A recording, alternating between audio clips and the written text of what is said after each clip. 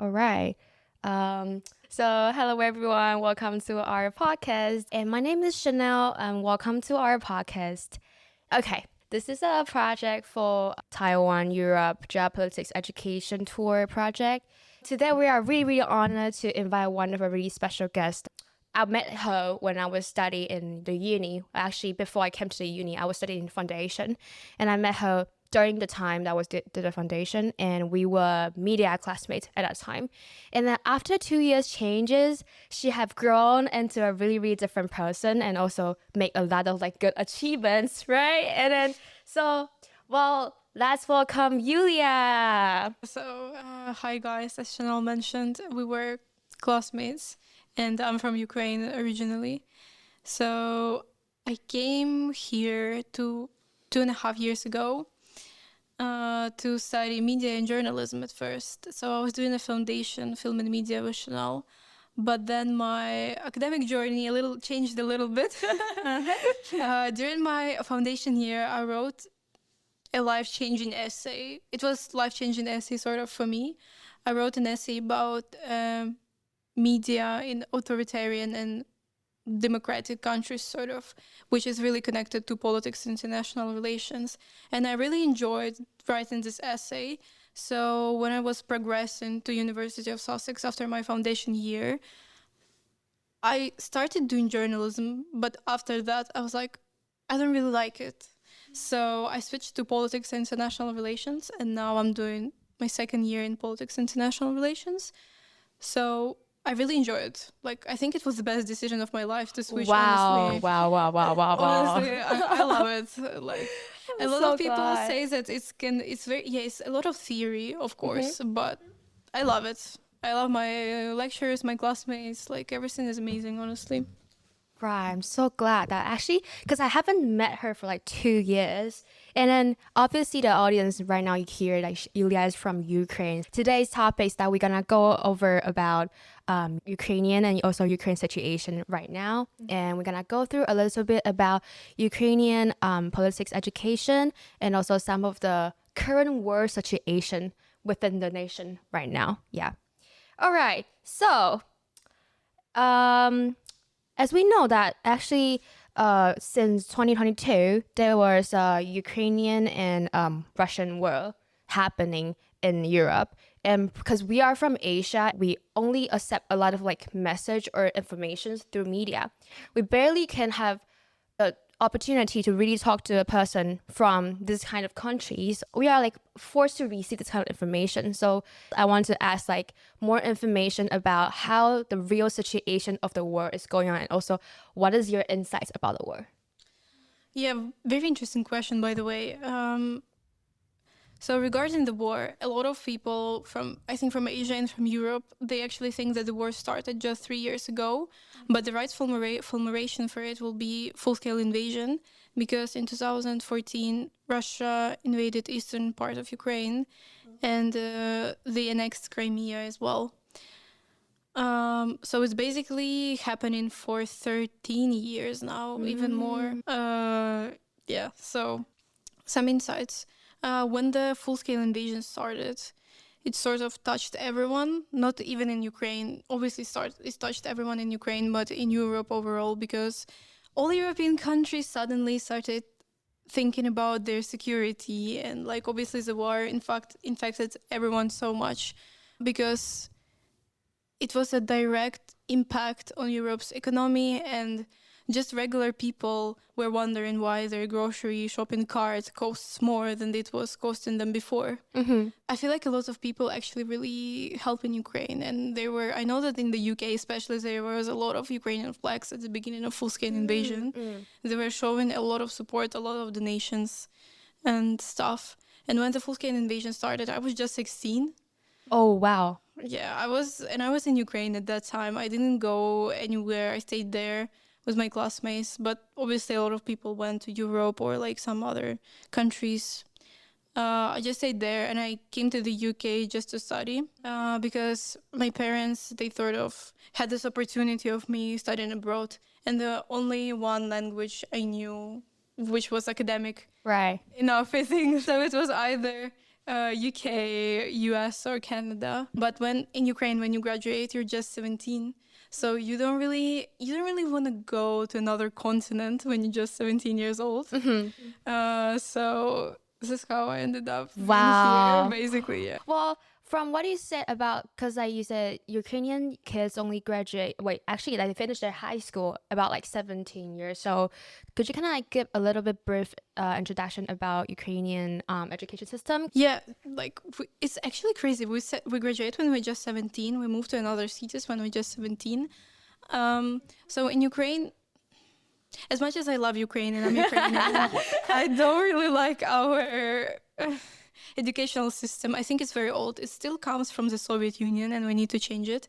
I feel like right now Ukraine is very, very modern, pro-European. Like we don't want to be associated with Russia because obviously a lot of Ukrainians, they were speaking in Russian before the full-scale invasion, even in their households. But after full-scale invasion, they stopped because they don't want to be associated with aggressive country. So I was leading to the education, right? So we have 11 years of classes, but I think now they're changing it to 12, but I'm not sure. I graduated when it still was 11. And we have just 2 years of high school. It's 10th and 11th grade. And you know, in the UK, they have this system when you do your GCSEs and then you do A levels. In Ukraine, you do all of them. You do all of them in school. Obviously, you don't have an exam to enter university for all 12 subjects, or I don't know how many guys do you have, but I think Ukraine will have approximately like 12. Yeah, so like I think one of the points that we are really curious about, and also linked to our project, is about if you mentioned that you have learned everything, basically every subject during your high school, but is there containing any kind of like politics subject or like geopolitical or probably international relationship kind of subject? Interestingly enough, we don't have those subjects like politics or economics or like something like this. We have, for this, we have geography. And I think economics is really combined and geopolitics really combined in geography. But yeah, I think for this, we just have geography, honestly. Wow. So yeah, because like why we are really curious about this kind of question is because we know that there's a war coming. And we can tell all the news are reported is that Ukrainian people in general, you guys have a really good prevention, I would say. So you guys know how to react with it. So that's why I'm really questioned about that. If you guys have learned this kind of knowledge or you prepare for this while in your education or in your normal life. You know, before the full-scale invasion, it was almost everywhere in news that Russia is preparing an attack. Like the US found that Russia is preparing full-scale invasion. Like MI6 found that Russia is preparing full-scale invasion. And no one I feel like we were all so delusional. We thought everyone in Ukraine, I would say everyone thought that a war is not happening. Like what's the point of Russia in 2022 have a full-scale invasion? Like it's bad for their economy, it's bad for them. Like there's no point of this war, right? Like why would Russia do that? And we were all very delusional. We thought it's not gonna happen. No one was prepared for that at all. But you know, there was still a lot of rumors, obviously. And I remember in my school, I was studying in private school, so it was a very small community. Yeah.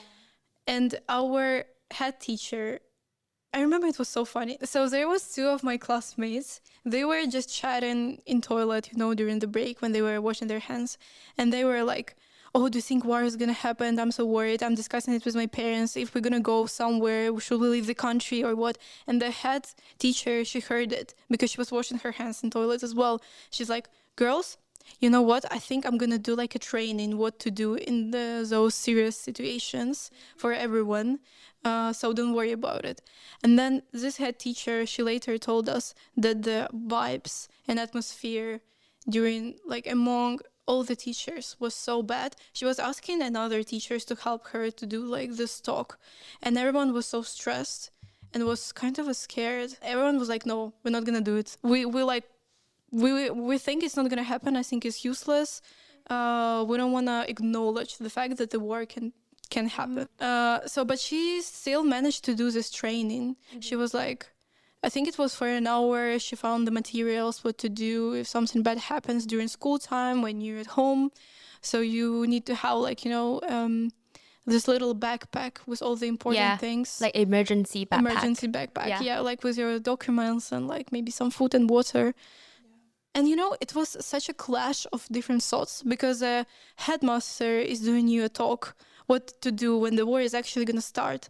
But we had the founder of the school, obviously founder of the school, such a cool guy, like blah, blah, blah. And he went before, like 1 week before the full-scale invasion started, he went to our school and he was like, he gave us the whole school, he gave a talk as well. He's like, guys, what? I can hear all those rumors in school happening, like, don't spread the weird rumors. War is not gonna happen. Like, war is not efficient for Putin. He's not gonna start the war. Just like, calm down. Tell your parents to calm down. And if your parents are panicking, give them my number. I'm gonna talk to them and like, they're not gonna be panicking as well. We were like, okay, but why the headmaster is giving us like a talk what to do if the war starts? And he's like, well, it's always good to be prepared, And I'm like, So honestly, like, I feel like everyone was very delusional because, well, can you imagine? You just live your peaceful life and someone is telling you that you're going to be attacked. I feel like people just don't want to believe in that. So, yeah. Wow. Well, I think that kind of vibes or like that kind of atmosphere is people rarely experience. And do you think like in general, when the students, I would say, the students feel the vibes of the word is coming, and do you feel like the discussion is more like in the funny way? It's like a rumor way, or it's like we are really serious and we are really worried about it? Oh yeah, when it was just rumors, like I think the week before the full-scale invasion, of course, when I was talking to my parents, we were like serious about it. We were actually thinking what we're gonna do, but my mom was like, "Oh, what I'm gonna do? Like I have my husband here, I have my parents here. How can I'm gonna like go with them somewhere? It's not possible. It's not gonna happen." But when we were at school, yeah, it was a lot of like funny rumors. I think people were joking about it. It's some sort of the coping mechanism in a way, because like obviously you don't want to believe it and you just start joking about it, but at the same time when it gets serious, you're scared a bit.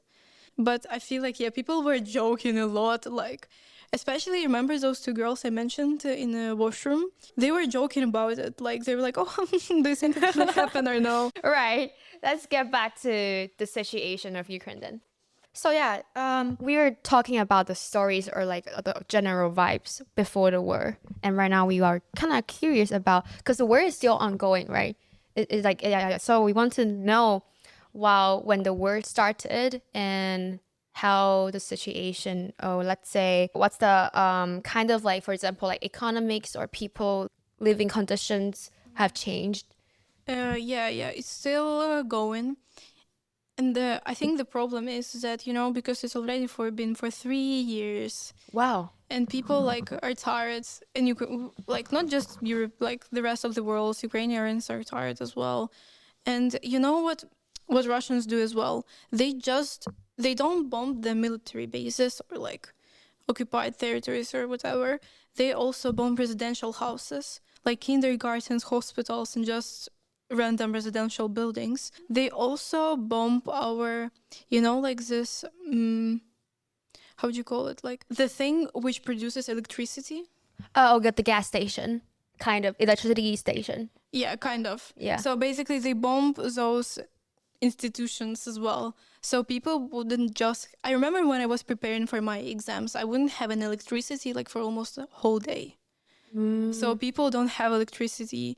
And, obviously you feel very doomed because you don't have electricity in your house and it's winter. They would normally bomb it during the winter. Oh, wow. So it's dark, gloomy outside. You don't have electricity. You can't cook. You can't clean. You can't even, scroll the internet because obviously, like, you're using your data. But because everyone doesn't have electricity around you, the data is, like, working too much for all people. So you can't just access the internet overall because it doesn't work, because a lot of people are using data and it's just like overpacked with users.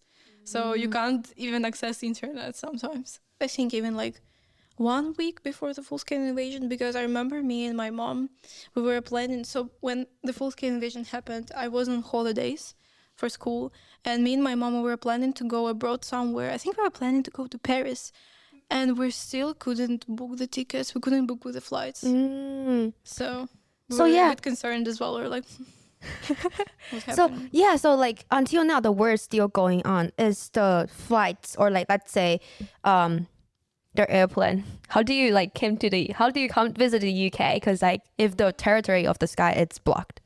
Yeah, the logistics are so bad, guys. Like it would take you 16, in the best case scenario, it would take you like 16 hours to get to Ukraine now. Because what the scenario for me, how I go to Ukraine. So from Ukraine, from my hometown, Uman, my mom would drive me to the bordering country, Moldova. I don't know if you've ever heard about it. It's very small. It's very small. It's fine. Moldova. And I would fly from Chisinau, the capital of Moldova, Chisinau, to London Luton, because they have only flights to London Luton, and then I would get a train from London Luton to Brighton. Yeah. So this is how logistics looks. And the other very popular commute is to get a train from Kyiv to Warsaw. And just the train is going to take you like 16 hours. And then you, from Warsaw Główny, it's like the railway station, you would take a bus or a taxi to the airport. And you would, from the airport, you would fly to Gatwick or Heathrow.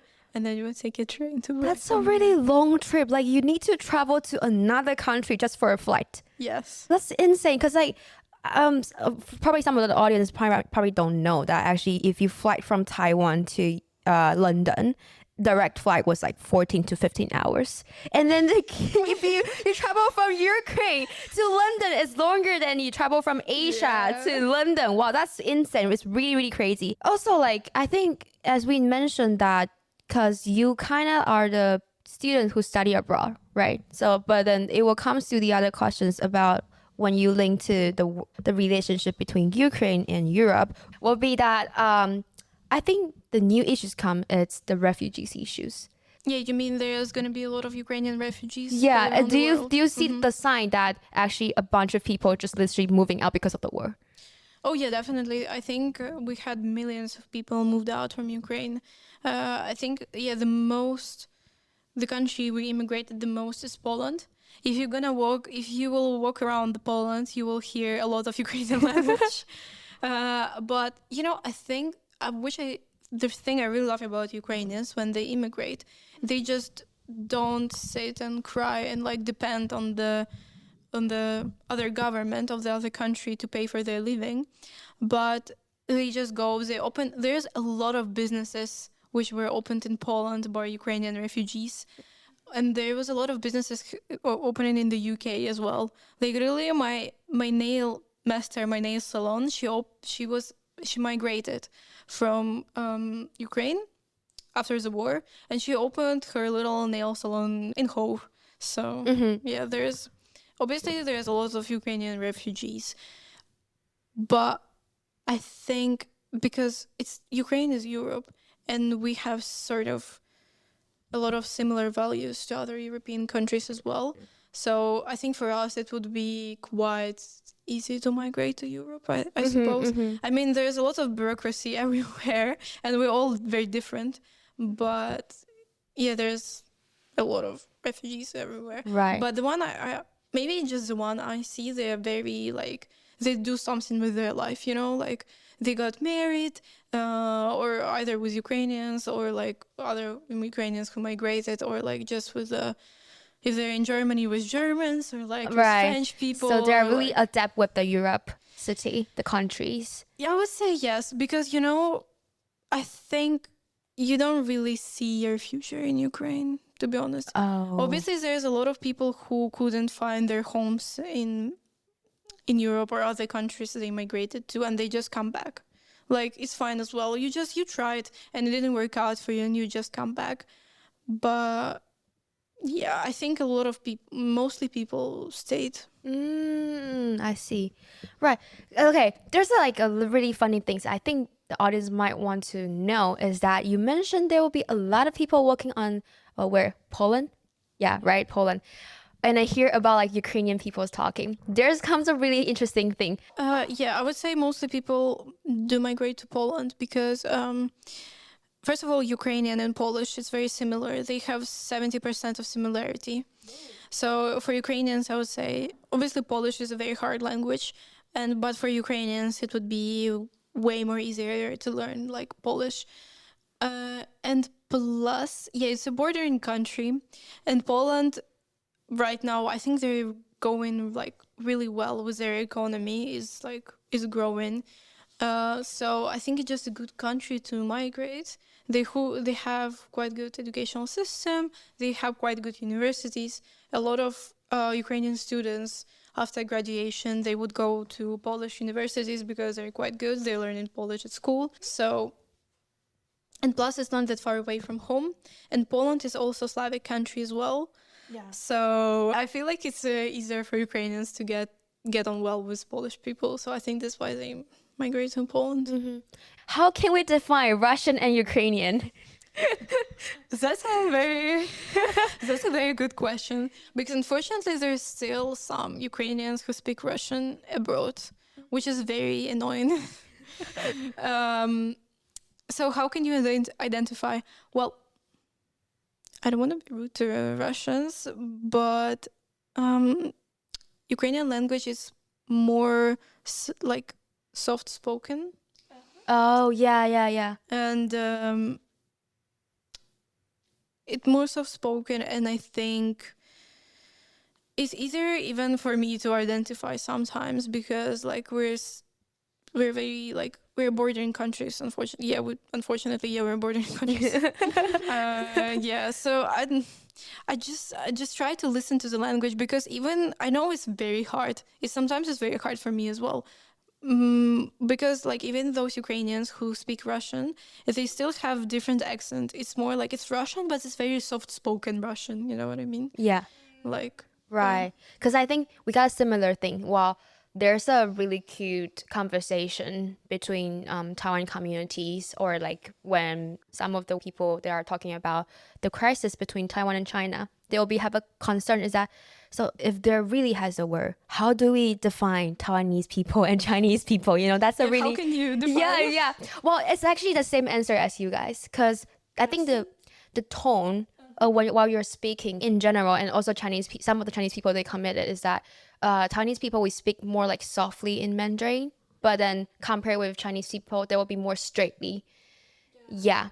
And that's how we, as a Mandarin speaker, we define where are you from. And I think while we mentioned about immigrations, and I'm not sure if some of the people might see some, like there's a video, which is during the war was just happened, probably the first year. And I think the Ukrainian government, they have a law, which is the adults male, you have to stay within the country to take the military actions. And so which is means you can't immigrate to other country. And I want to know that, is there any like kind of rules or system that force Ukrainian adult male people to do military obligations? Yeah, that's actually true.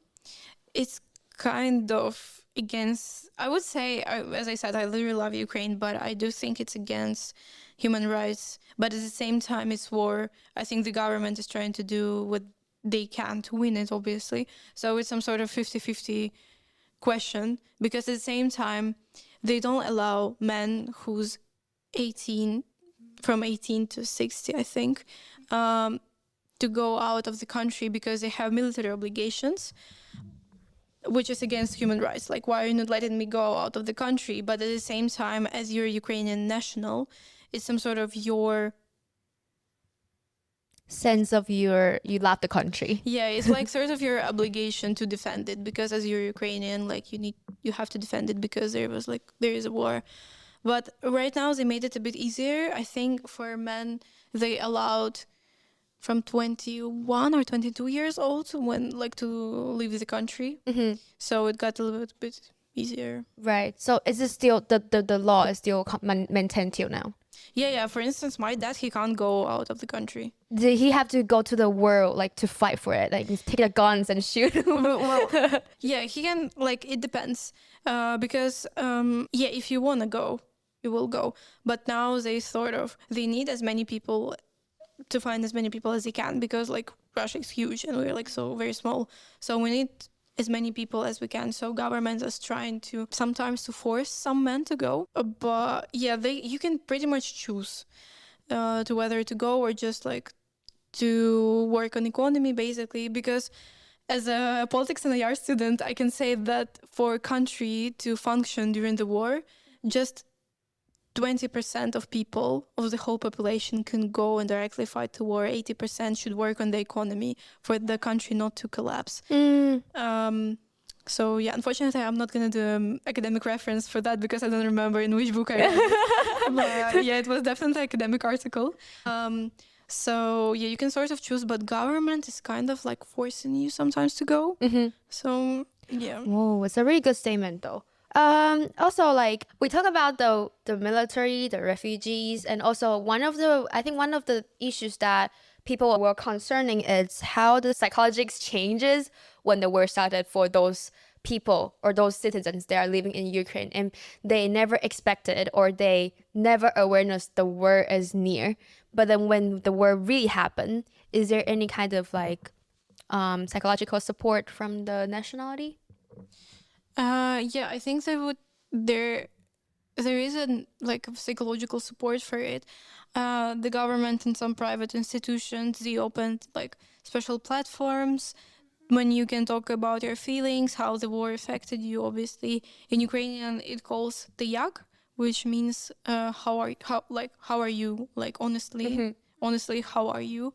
So yeah, I feel like a lot of people started doing into therapy more because they can't just handle it on their own, which is fair enough. And yeah, your mental, like a lot of people handle it really differently. For some people, they're not that affected. Some people take different medicine just to survive all of it. Because you know what actually surprised me as well? Ukrainian people I just realized how brave and like sort of stable we can be. Because when I was doing the summer internship, I was doing it in the office. Like regular, you just go to the office, you work, and because of night bombings, missiles and drones attack, obviously you're not gonna sleep like during all night. Like that would be amazing if you can sleep for like 2 hours before you Oh work. my God. Before you work, and then you wake up and you go to work. And you know what? I was really surprised because like everyone was on time. No one really complained. We just sort of like discussed how our night went, and no one was complaining. They were like, "Oh yeah, we hate Russia, but like this is our life." And no one was complaining how they slept just 2 hours and they want to go home. No, yeah, you slept 2 hours as we all did. And you just work and you don't like go home earlier. You work full day. Wow. And you just like sort of That's really impressive. It's really impressive. I mean, it's really, which means like shows the I would say the race of the resilience. Yeah. Yeah. And yeah, because you mentioned that you got an internship during summer. Is it in Kyiv? Yeah. So I experienced a lot of bombings, obviously, at the beginning of the full-scale invasion. But because I live originally I'm from a small town, so nothing much happens there. Of course, it's not 100% safe, but like comparatively to Kyiv and some other bigger cities on the east especially, it's quite quiet. And then it was very, surprising for me because I was in peaceful small Uman, and then I was in peaceful UK. And then I go to Kyiv for 4 months. And I was like, okay, well, I was not expecting that. Not really fun. Yeah, I experienced bombing and I was like, yeah, it was very harsh for me, obviously, because especially I stayed in Kyiv alone. Like I wasn't staying at relative's house or some sort of, obviously I had friends and like other family I can visit, but I would just stay at home at my house. It would be just like crazy. And because my family was worried as well, I would just normally like be on call with my mom all the time, and we both would monitor everything on our phones, because you can monitor what's about the drone and like missile attacks on your phone, of course. So it would be a bit easier. Yeah, it was very... Sometimes it was very scary, but at the same time, it was so empowering when you see, like, you know, in the night, it's like it's bombing and stuff. And the next day you see like people in the garden just walking with their children, like nothing happened. What? And walking with their dog, playing with their cats, and then going just, to work, grabbing matcha in the morning. Honestly. And they just slept 2 hours. And they just slept 2 hours. Yeah. Wow, that's show you guys have a really, really strong mental health. Really strong. Yeah, but you know, still, when I'm here, when I know that I'm in a peaceful environment, I feel like we all still have PTSD. Oh, yeah. Because when I hear some sort of small explosions, I'm like...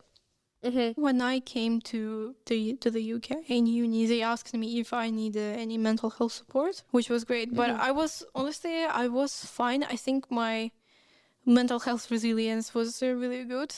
So I feel like I just processed it. I'm like, oh, this is a reality. And like, yeah, I came and it's quite peaceful here. So except my PTSD, I don't have any other issues. So I didn't really use it. And I'm not sure if any other Ukrainians used it, but I know there's free mental health on campus you can ask for. And I think you can find some sources as well. Honestly, I was not looking for it, so I don't really know.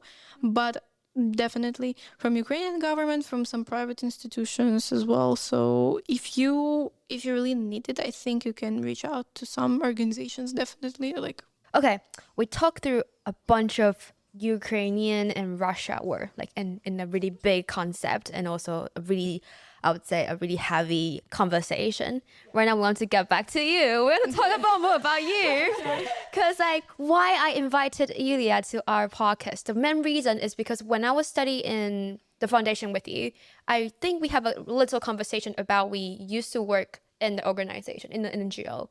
And because I have my own NGO back in Taiwan, and I was the founder of it.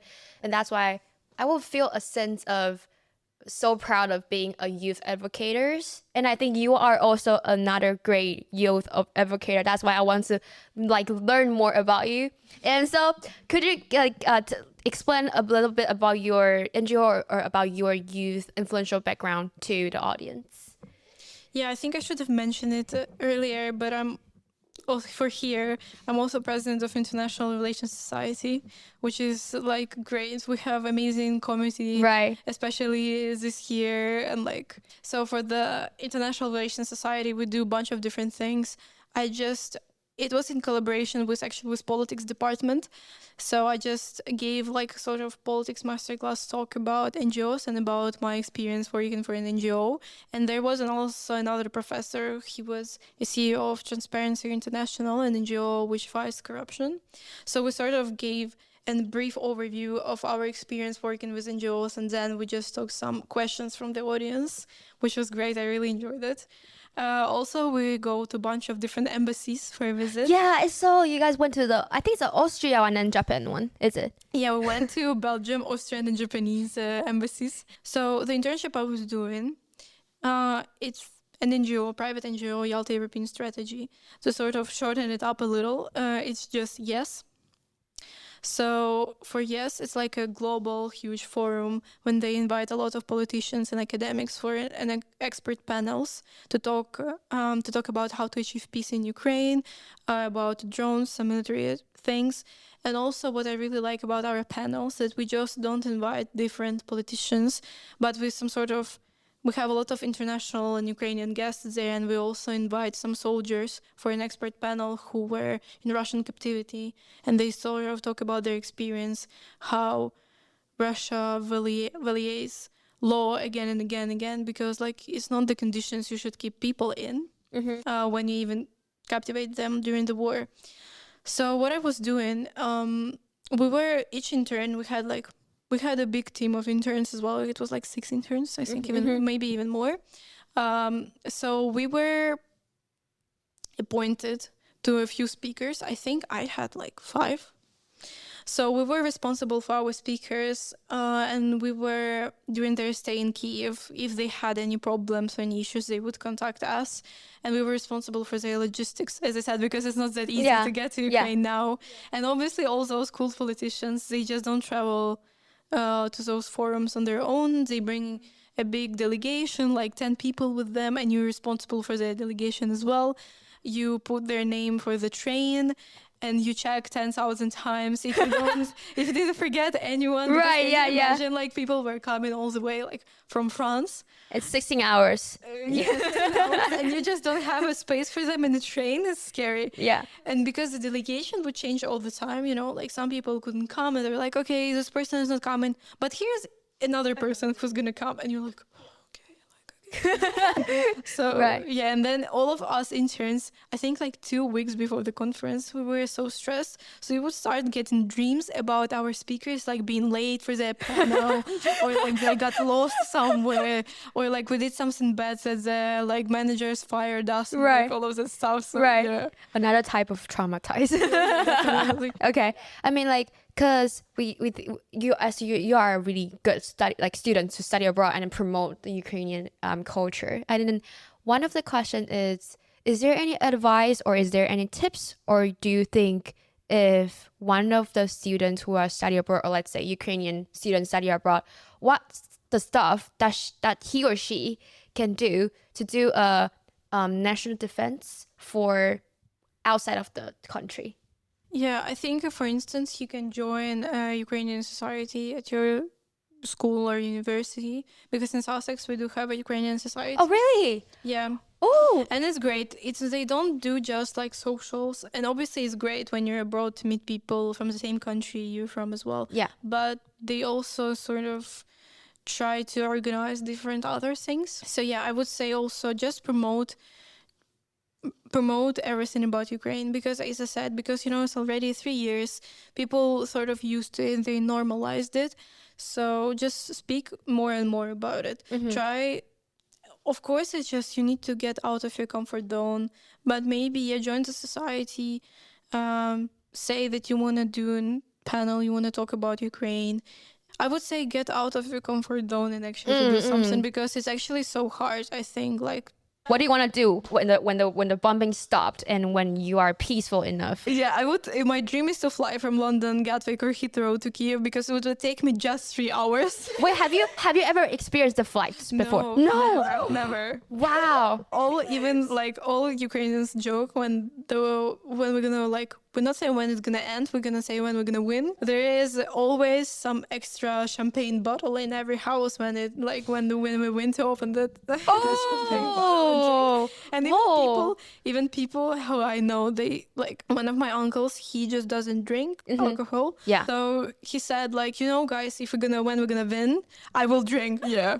But yeah, personally, I think that I would fly from London to here. Yeah, I would love to experience it, honestly. That's really cute. Okay, so I think that's everything for today, and we really thank you and welcome Yulia visit our podcast and share a lot of astronomy story with us. Thank you for inviting me. Thank you.